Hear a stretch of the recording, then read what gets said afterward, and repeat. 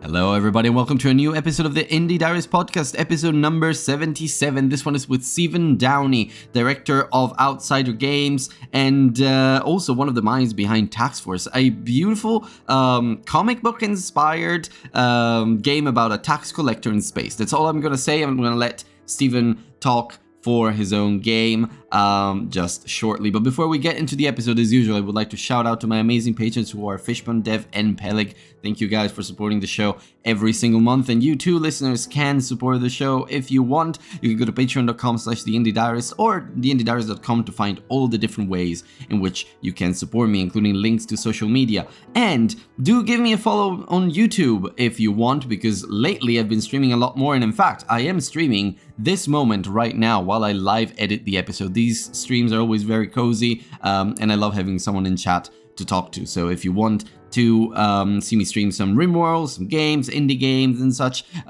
do give me a subscription, a follow, I suppose, on YouTube. But now let's get into the episode with Stephen Downey.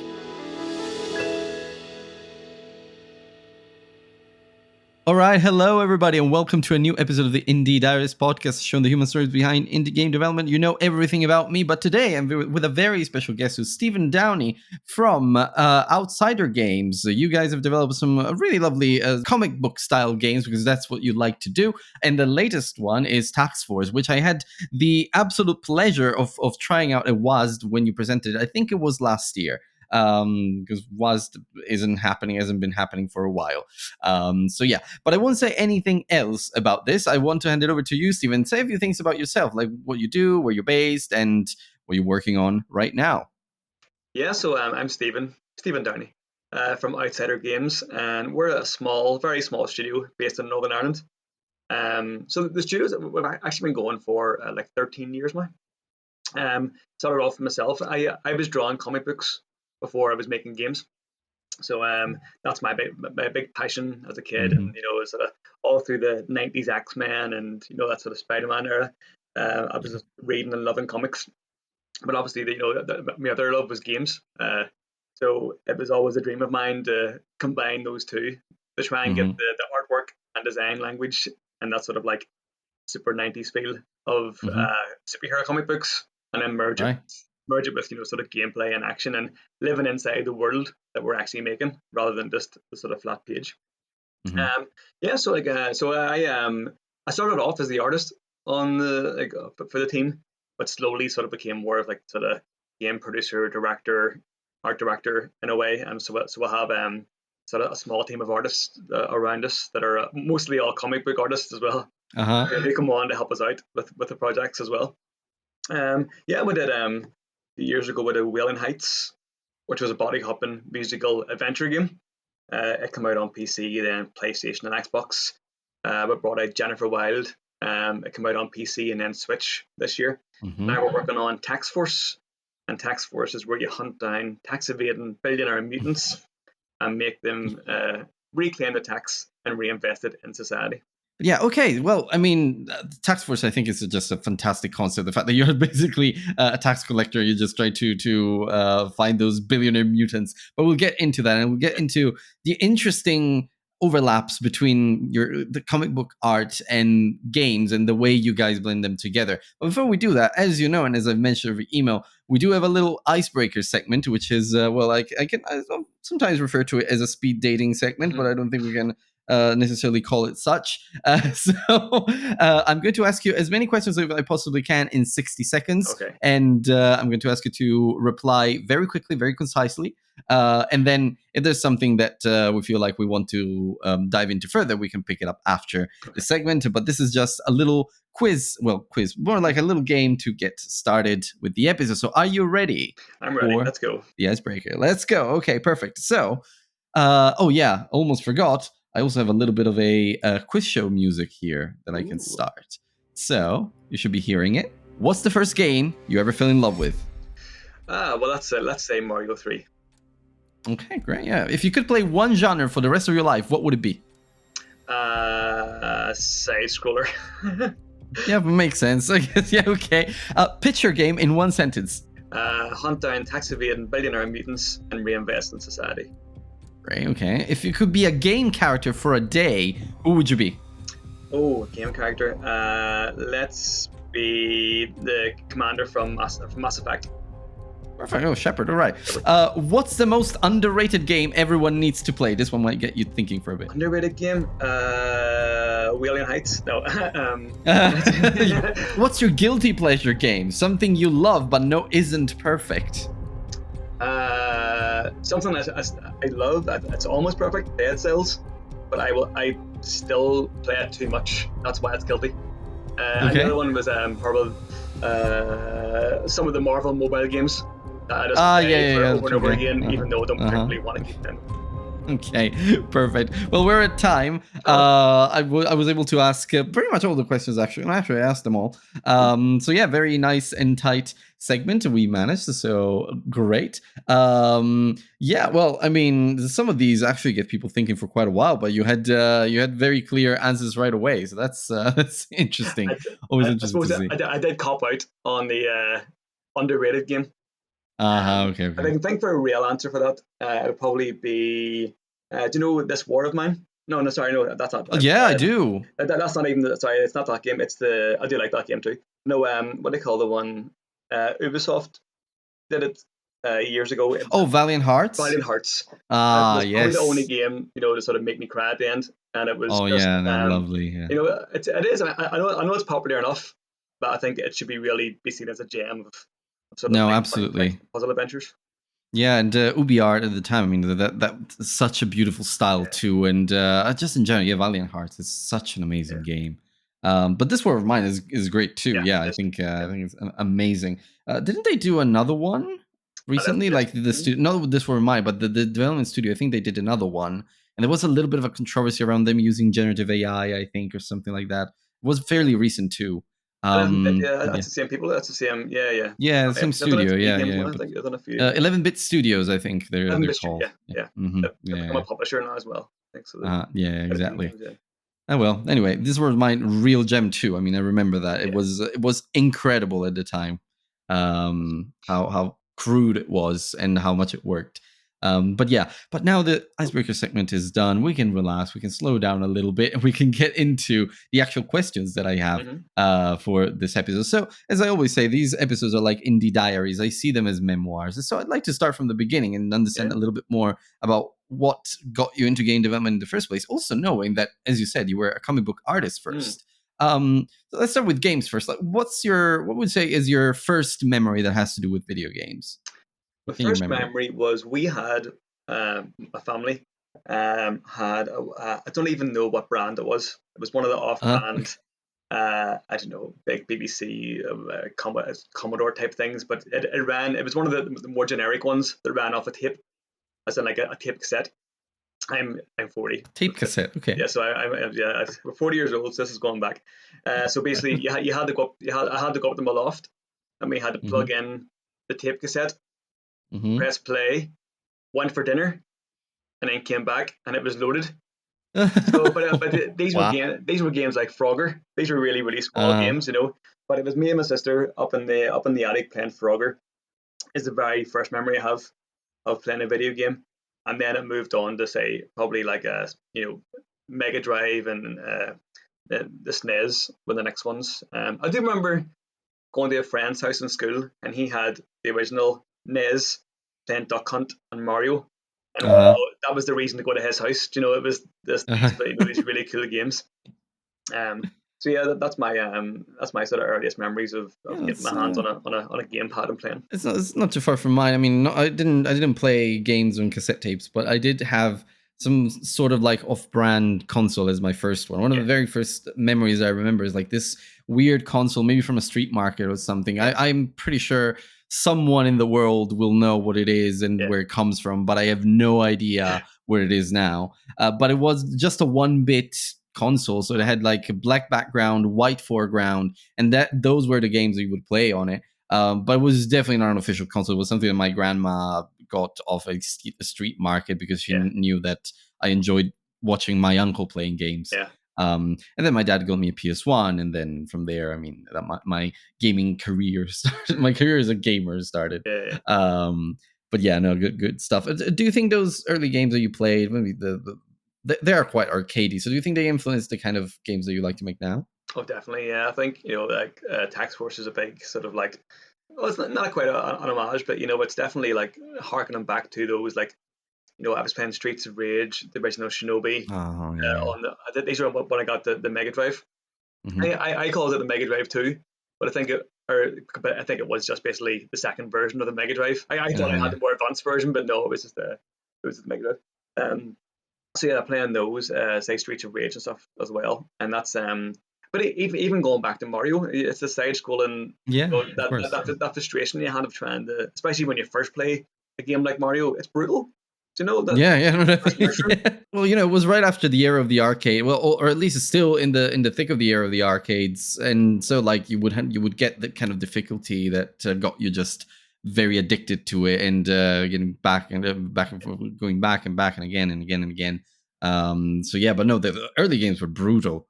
There were some examples like Ghosts and Goblins and whatnot. Like those were absolutely impossible. In some cases, I feel like this is a conversation I had yesterday with someone. Like, I feel like in some cases they were artificially difficult. Like the difficulty was too artificial in the sense that, like, or they were poor game design choices, Yeah, like yeah. in the Lion King for SNES, Well, yes, that's correct. Yeah, that's Super that. Nintendo. I mean, I think I might have played that for a tiny bit. And I think I might have played it as the day like recently, well, in the last 5 years, do uh-huh. some sort of re-release as well. On PC or something. Yeah, yeah, they I did. Yeah, think you just look at those things, and it was yeah. Aladdin. I think I played the Aladdin one. Aladdin as well. Yeah. It's really hard going back, thinking high sort of like you almost have to Hmm. pre-plan your jump, 2 steps Yeah, yeah. ahead. Hmm. But still fun. I think I do like those something about that as well. Especially well when I was playing it, there was no save points. It Ah, was yeah, you yeah. got to do it all in one run. So I don't Hmm. think I ever completed Mario 3. I knew you could like if you wanted to, you could spend half an hour spamming to get extra lives, so you could Ah, get yeah. 99 lives. But it's still like at the end of the day, when you turned your console off, it was gone. Ah, yeah, those early games were brutal. Like one of my first games was Mickey's Wild Adventure, and you had to complete it without saves. That was absolutely insane. And Oh obviously, like we talked about your first influences and such, and early games and whatnot. But like, when did you realize that you wanted to actually make the kind of games that you were playing? Because there's always that moment, yeah, right, when you realize something. But yeah. yeah. Do you know it all kind of sort of came in sideways because Hmm. I was playing games like I say around the NES, it's the Mega Drive. I went up to the N64 and was playing their sort of Ocarina of Time would have been the highlight, and GoldenEye around there. But then I took maybe a 10-year gap without playing Hmm. games, what all sort of going to working in uni and stuff. And it was all about trying to get into, as a career wise, I was trying to get into comic books. And I did. So, I was going to these conventions, sort of flying across to England and back here again and showing off portfolio work. Because I always thought, because then everything was 3D again. There was very rarely anything that was coming out that was Yeah. big enough that was 2D. So to me, games were that had moved on from where I pictured myself. I was drawn by hand ink, but it was some friends of mine then, or some like networking colleagues, who became friends, and they were all drawing comics. But it was around the time when the 3DS was coming Oh. out, Uh-huh. and the iPhone 3 then was starting to become big with games, and all of a sudden 2D was a big thing again in games. Yeah, that's So true. they were Yeah. they they saw some of my comic art and just said, look, we're doing our studio. I work with a studio who's doing Need for Speed, but for 3DS. So it has to be all 2D cutscenes. So a load of us Mhm. all got together and created all the cutscenes for those that comic, or sorry, that game. And then someone else saw that and says, could you do some backgrounds for Where in the World is Carmen San Diego? They were doing a game for that. But see, once I saw my Yeah. my figures moving around in that world, I'm like, oh, Oh yeah, this no, world that's can always magical, this. isn't it? Like, and you had a controller in your hand and you're moving it, and you're like, okay, I can do this. I can and then back then it was all mobile was really big. It was a bit easier to get into back then. So yeah, I've done I've done freelance, some other game stuff. Really caught the game making bug, and then went into doing our own games. After that, we did a few client games first. It was basically I was going to a comic convention Mm-hmm. to launch a graphic novel, Uh-huh. and the person who was hosting the panel, I was on a panel to host it, or the person who was hosting the panel was a programmer who Uh-huh. loved comics. And I was sort of saying, I've been drawing these games for clients, but I really want to make my own game now. And he was saying, Mm-hmm. I said, but I can't program. And he was like, well, I'm a programmer and I want to make games and I can't draw. So we basically got together and That's nice. made a Yeah. few client games. We did some stuff for the BBC, and then we did. Have you heard of Magic Mike? Yeah, yeah, of course. So we did the mobile game for Magic Mike All right. to promote the home entertainment release. I Okay. When we got obviously being early in our game development careers, we were hungry for work, and I just it was meant to be a different movie for Lionsgate, and it fell through last minute. And it says, "Oh, we still want you guys to make something for us. Will you do Magic Mike?" We're like, "Yeah, no problem." It's a very, very short deadline, and then I Okay. agreed to it. And then, assuming it was about a magician doing some Uh-huh. sort of, and then they sent me the DVD, and I was like, "Wow!" But so it was a little rhythm dancing game. So for quite a few number of hours, I was drawing Channing Tatum's arse during the day, and these are almost all nighters. I was drawing them at night. I was going to sleep and dreaming about it, and waking up and drawing Channing Tatum's arse spinning around. But that was I hope I can say this on your on the it's not a kids podcast, right? Oh So no, no, no, it's not. It's fine. yeah, so that was it was, but it was still really fun. But then after that, we had some money saved up because we sort of said we enjoy these games, but the games we play are bigger Mhm. adventure style games and PC games. So Yeah, of myself course. and the programmer then saved up the our profit went to there's a Northern Ireland can be a really really good place to set up a studio if you have a bit of experience. Northern Hmm. Ireland Screen, we sort of said to them, we have this much money saved from where, and we've done this project. Can you give us the same amount of money? And they basically did, which allowed us to hire. I mean, we had to pitch and stuff, but that allowed us to hire our first two staff, and then Mm. it was four of us then making which allowed us to make Whale Heights and then move on to all those things. So Hmm. yeah, so it's sort of sidewards, a few different influences, a bit of a Really sidewards way in, interesting. but Yeah. yeah, but they did it now for 13 years. Yeah, but really, really interesting story and great. Well, you ended up making the mobile game for Magic Mike. That's Yeah, that's definitely something you will remember for the rest of your life. absolutely. But yeah, no, but good stuff. And actually, I was curious in how like you made the move from comic books to game development. So you kind of explain that. It's really interesting how you managed to get to a panel and find the right person Yeah. for making games together. So that's great. And then you were also able to expand the studio. So I didn't know that about Northern Ireland. That Mm, it's a good place for sure. studios if you got a vision and everything. So yeah, no, that's absolutely really interesting. So well, you said that you've been well. I'd say well, you mentioned it. Outsider Games has been making games for about 12 years. You said, or was Yeah, it it's about 13? 13 years. Yeah, the 12 years. So in all this time, what would you say is a big development challenge that you've overcome, and how has it shaped the way you make games going forward? Let me see. I think oh, I could list a lot of things we could talk about. I think it is when you're a really small team, you have your you have your strengths, and sometimes you don't really know your weaknesses until after you release a game. Oh You yeah. know, it's sort of like at the start we were like, okay, we'll have a certain amount of money to get us through this year. we can hire on 2 more staff. And we did really, I think, I mean, looking back, 12 to 18 months to make our first sort of like 5 hour point and click adventure. It was fully animated, fully voiced, fully, and it was, but then you sort of release it, and I don't play keyboard or mouse on, Mm. on PC. So it was Mm. controller based, Uh-huh. and then so you sort of release it and you say, because that's what. But again, I was playing games, even the point and clicks, the most recent ones, like um, there was Stick It to the Man had come out on console. I played that one, and then again, Valiant Hearts. It's basically a point and click, and I sort Yeah, of thought, basically. I didn't really, I wasn't in touch with the community that was still playing point and clicks with a mouse. So when we launched on PC, it was just like, so you can't really click on it. You could use a keyboard and a mouse to move Mm. around, but you can't click on things to move. I'm like, no, I didn't really think that was still, just didn't know that was still a thing, because the way our team played was very sort of console and keyboard or controller based.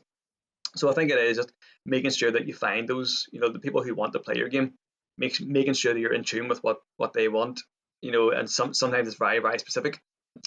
Um, that's one of them. What might I see? Where else going to go from there?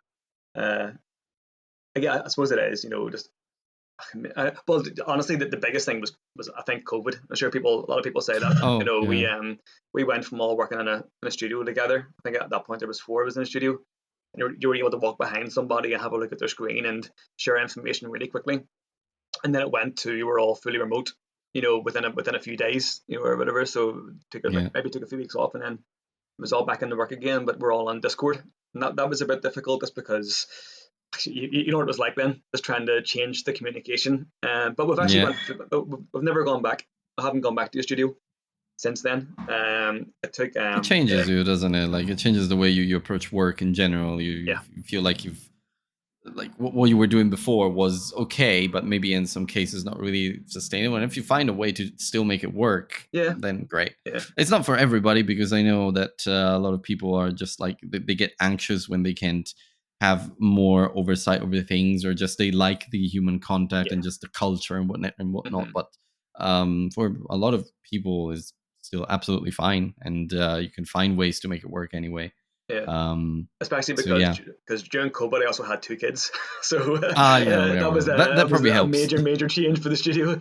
But Yeah. it means like I could literally, instead of I sort of move only about half an hour while in traffic. It could be 45 minutes, an hour outside of Belfast, but it would have meant driving in every day, but Ah, not, yeah. and maybe leaving the kids off an hour early, or not being there for stuff. So when I moved, this is the loft of my house, Mhm. with all my branded stuff, behind. Yeah. But I'm able to drop them off, at daycare, or spend the time right up until a minute that I'm going to start Yeah. work. I can be there Exactly, and yeah. spend time, so that's good. Yeah, exactly. It makes a massive difference. So you've got a lot more time to just be and do the things that you love, and be with the people that you love. Yeah, So that is exactly. huge for like general work-life balance too, Yeah, and general mental health. So yeah. Um, but yeah, now actually, I'm curious if we can take a little, just a slight step back and talk about your love for comic books. So, like, mm. where would you say it comes from? And and then I've got another follow up question to Yeah, that, yeah. because I'm very interested. But like, let's start there first. I like to think, I always loved stories. Like I was Uh reading from huh. a young age. I was, starting off with, like, I can't even remember, but I know I remember reading Roald Dahl books, love, reading all these sort of like fiction books. And I always loved to draw, Uh so huh. I was always doodling on paper, drawing things. And then when you see a comic book and you go, oh my God, it's story and art. Okay. It's the perfect thing. Yeah. So I Okay. think it would have started with, there was my dad used to bring home just from work, like the Fun Day Times, which was a Yeah. pamphlet inside the Sunday Times, but it had all these little cute characters and stuff, and it was Okay. quite a chunky weekly comic. So I used to love those. But then I would go to the newsagents after that, and I would have saw, I think one of the first bigger comics I bought, which looked amazing, was a Batman comic. Uh I, huh. I know it was a bit, probably getting to that age where, probably only about Yeah. 8 or something, but it was a bit moodier, a bit cooler looking then. So moving on, Uh-huh. I forget what you called it. It was called something like Action Heroes, but it was reprinting different DC comics, from America. Mhm. Um, And then I loved Batman in the early days, but I got all the action figures and all that, and then and I really enjoyed the comics. But I think I really got hooked shortly after the X-Men animated TV series come on. Hmm. Was starting to come on Saturday mornings, so I picked up that again. It was the local newsagents were reprinting Jim Lee's X-Men comics, and I missed issue 1 to this day. Never found it, but I got issue 2, which was the second half of the story, and just wow, X-Men was Uh-huh. amazing. So just that was it. And then but after that, I was driving around Belfast town, and I found a picture of Wolverine was in one of the windows, and I was like, oh, Okay. I've never seen a shop that has Wolverine that's in its window before. And then went in, and it was called Talisman, and it was a That's comic okay. store. It was a Right. proper Oh. like distributing American style comics, and I was like, holy crap, this is fantastic. And then I started buying all the metal figurines and stuff. Yeah, like heaven, basically. Yeah. Yeah, it was. And then Perfect started place. picking up American comics. Then within a couple of years, I was working there. I must have been only maybe 14, 15 when I found the shop, a bit younger. But when I was 15 or 16, I was working there. And then it changed the name of Forbidden Planet. If anyone sort of merged with them, if anyone's familiar with that store, worked there for a couple of years, and then eventually sort of moved on to do my own work. But working in a comic store really increases your breadth of knowledge about Yeah, of comics. course. The Dark Horse comics, the Image comics, all the indies that are coming in, and Of then you're course. Uh-huh. just so much gold in there. Hmm. Yeah, no, it's obviously like walking into a comic store for the first time must have been incredible for you. I never had quite a thing for drawing. I kind of learned to draw later on because I wanted to do my own game art. Mm. But I wouldn't say I'm an artist, Yeah, but I did read a lot of like Mickey Mouse comics back in the yeah, day, and I loved comics a lot. Then I had like little volumes that had maybe the X-Men or yeah, maybe had Tex even or had the Peanuts. yeah. So yeah, all that stuff. I've always liked comics, especially Disney comics based around Mm. characters like Scrooge McDuck. Yes, Like I don't know if you know the Don Rosa collection. I've got like the big volumes that awesome. dive into the whole story of Scrooge McDuck, and they're just Yeah, amazing, beautifully written and illustrated as well. yeah. So yeah, no, I can see where that love comes from. And now I'm curious about like what does that love for comic books? I know this might be like a very abstract question or answer to give, but like, what does that love for comic books bring into game development for you? Like, what's something that you would say is unique about developing a game being inspired by comic books and that love for the craft? Yeah, so probably a few things. From the very start. Let's say going back, 10 years, well, almost 10 years when we started making our first PC games. It was there wasn't many people doing that heavy line work shaded style. It's Uh-huh. maybe a bit more popular now. When we were doing Wheel and Heights, it was you were able to actually. It was we used comic book drawing software, which is like it was called Manga Studio. Now it's called Clip Studio. But that's what we Oh, I know. used, and basically we have a tablet and we're literally hand drawn every frame as if we're drawing a comic. Um, it was one of the small learning curves we had to do, where not if you sit and do every single tiny bit of line work because you're too zoomed in, and you try to put it on a screen, everything's crunched into Yeah. like a super thin. But so I think especially if you look at like Axel here, I don't think Uh-huh. there's many games that are rendered in that style, because we really go 90s. We don't paint, Uh-huh. we do the cross hatching style. So basically, you're bringing that the sort of the inking style, the rendering style, and even the sort of the flat coloring style Really cool. into the Mm. comics as well. But we always love to do we love to really go in there with the whole design language, where instead of having narration boxes, everything we have is in speech bubbles and Mm-hmm. thought balloons all around, which is really handy for it's an easy way to make your game a bit more accessible if you're forcing yourself to make sure all the text is on screen, but it's on Yeah. screen Mm-hmm. in a quite nice illustrated way, rather than just as on a sort of box or subtitles. Mm-hmm. And then we sort of go further with that, and like to have our all our sort of tutorials are usually floating above the sky in like in the narration boxes. So you'll see, Uh-huh. you'll go along, you'll see all those sort of floating in the air and feeling like you're in a page as well. Um, so that's a few of the things there that we do to really try to just emulate that style as well. Bring Mm-hmm. it in. we've got a little prototype for a new sort of game that's going to be coming out, say, or working on, say, the year after. And you're going to actually be able to literally grab the space balloons out of the air as part of the Okay. puzzle. So we're trying to lean it in different ways for every. The Whale Heights had the art style and the dialogue. It also had the comic frames come in, and you would tell your scenes in a comic. Mhm. And then we'll have Task Force, which is 90s style, muscles and brutes and Yeah, yeah. all the sort of onomatopoeia and lettering effects. Looks like a Ah, comic yeah, the usually come out. bang and Yeah. whoosh and all of those. Yeah, And yeah. using those Band-Aid dots, they sort of emulate Yeah, the Band-Aid sort of dots. print Yeah, style. And I then remember. I remember it from the demo. Yeah. and after that, we'll go in they actually grab in the speech balloons as well. So Right. But it's amazing. Like you're just basically getting another medium and experimenting with it and bringing it into the a medium that like that.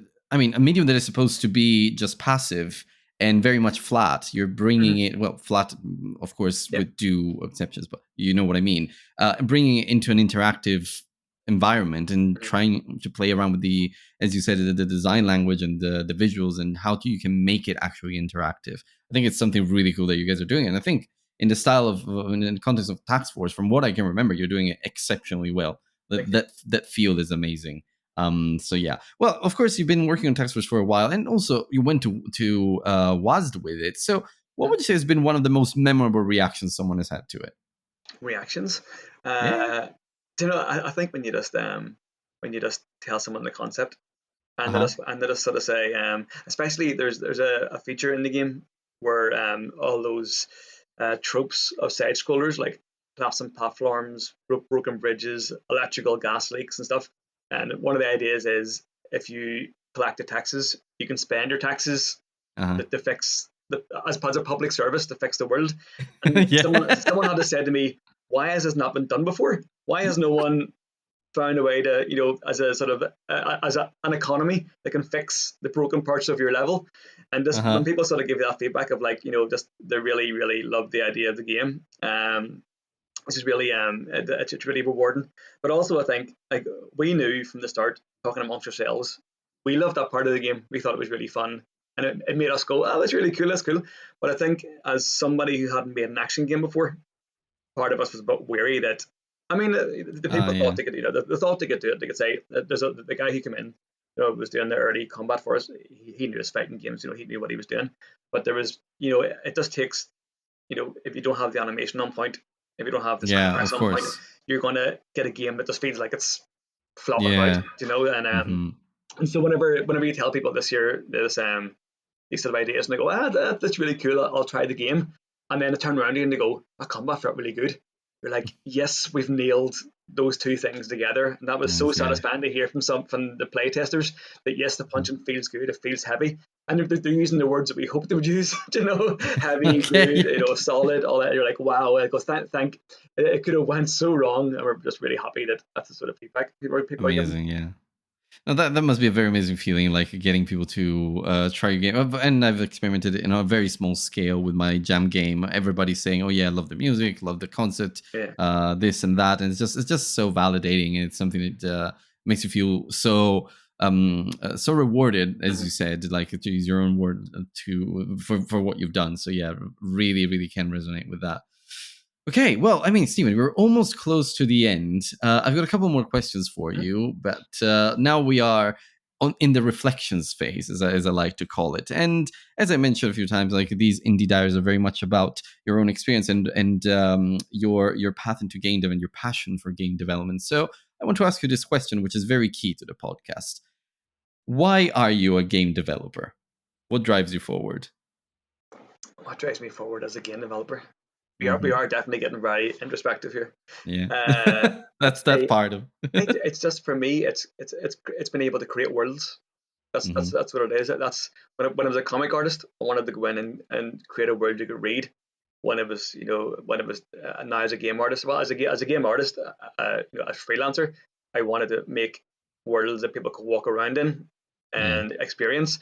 And now as a game developer and sort of producer director, I want to create my own worlds that people can experience. They can walk around Mm. in it. They can interact. There's people there. It feels amazing to be able to create something that you can really be absorbed in and really really enjoy and really just this experience part of someone's imagination out of their brain, onto the screen.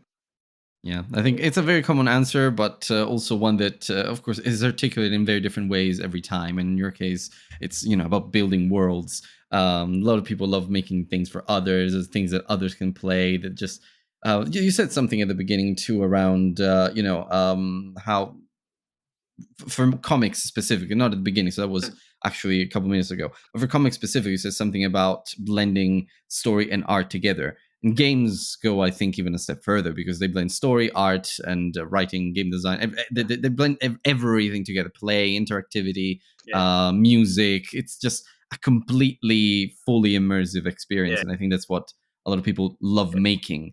When it comes together, it's always a special feeling. And I guess we've covered this one here and there, but maybe framing it this way is going to make you phrase it differently. So, what would you say has been the toughest part of your entire journey so far, and how did you push through it?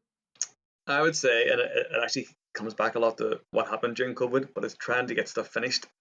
You know, Yeah. it's so Jennifer Wild, we did a Kickstarter. It was meant to take, I think it was meant to take a year or so, 2 years to get finished. Right. Then at the end of the first year, we hit COVID, and Mm, then and it wasn't just it wasn't just the sort of core team as well. There was freelancers we had working on board and contractors, and you can't control how they're going to react to something like this. And you also don't want to be the obviously. person that says like, no, I don't care if your dad's sick in hospital with COVID, give me Yeah. this thing. Obviously, you just can't do that. So we really had to just think of a new way. Say, okay, we're sort of we know as a studio we're okay. We'll have a certain amount of money for now, but you can't relax so much that you can just say, Yeah. oh well, it's finished when it's finished. You can't do that. Yeah, because it could last 2 weeks, but it could last months as well. Yeah. Yeah. And for that, it usually means if something like that does happen, where there's a big hiccup, and during like an exceptional time, as a studio, we sort of have to keep the wheels turning by working on maybe a different project, maybe doing workshops or a work for hire project, or another project we'll have, searching for funding, and it just Mhm. means you're juggling a lot of different projects at the same time. Not a lot, but you sort of want to go. I just want to sit down for the next 5 months and finish this project. But whenever the cogs aren't turning, and for a certain reason you can't just say, we'll bring someone new in, or you don't want to, then trying to find that balance of getting things finished, not being, well, trying to get things right, but not being a perfectionist, not going back and trying to change everything. It is a tough, it's tough to let things go, but sometimes Mm. you sort of have to realize that actually it is good, and it can go out, and Yeah. you should finish your project. If you're a perfectionist, it's really difficult, but at some point you have to say, yeah, it's good enough, Yeah, and yeah. now we move on. So yeah, no, that's Not to mention that you can end up making things worse because you're just fiddling for the sake of fiddling. I And it just exactly, yeah. the guy has a punch. If it feels good, it works good. Don't Yeah. constantly change it. You're just going to make it worse. Exactly. Because if you constantly change it, then you risk overcomplicating it Yeah, just for the sake of yeah, trying to make it perfect, and yeah. sometimes you get the opposite effect. So yeah, right. And well, this is going to be a very very introspective, but let's see. As I mentioned during the course of this episode, these are like kind of diaries. I see them as kind of memoirs, maybe in a Yeah. little bit. But if this were your final diary entry ever, what's one message that you would leave for players or developers? I'll leave the choice to you. Um, Buy our games on Steam. No, Yeah. that's the one message. It's like my poor families. I've left them behind. They need some money. Yeah. Um, what would I say? It was my last area. I would say, do you know what? Like, you can never sort of tell what's going to happen. We sort of usually know what the studio is doing for the next year or two. Um, and we're sort of like, but you can never tell that in 2 years I mightn't be a developer anymore. Maybe something will happen where these things will crash. Whatever happens, no one's buying games anymore. And I would just Hmm. say, I would say that just because something comes to an end doesn't mean it failed. I would say, what right, say from now onwards, I've created three fantastic. I say fantastic, like three games that I'm really really proud of. Oh, you're proud of I've, them. I've, Yeah, I've yeah. created three different worlds that people have played, and Hmm. like some people didn't like them, but some people have said this is my favorite game. Some people Yeah. have said this is an exceptional game that does different, it deals with very serious, themes, and so many people have already laughed and loved the idea and the demo of Tax Force. So I'd say just because things don't come to an end, it's not a failure. You've done amazing things. Hopefully, I'll be able to carry on. Hopefully, we'll have the projects will keep up. But when it does, on the last dairy, be proud of what you've achieved. Yeah, I think that's really important, and it's clear that you're really proud of what you achieved, and that's something that really must be fulfilling in a lot of ways. So. Yeah. Well, then, Stephen, that was my last question for you. Thank you so much for your time on this podcast. It was a lovely chat and lovely to talk to a comic book artist turned game dev. I think you're the first one in this show. So I've only got one wrap-up question for you, which is where can other people find you? And if they do, what is the best way to support you and your studio? Sure. Well, I'd say for supporting the studio, if you're a PC player, hop over to Steam. You'll find the Outsider games there as a studio.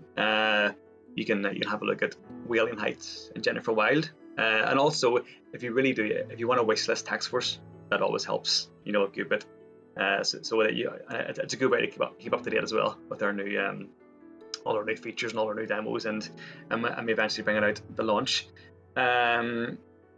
If you're into Discord, we're outsidergames.gg or discord.gg, Outsider Games.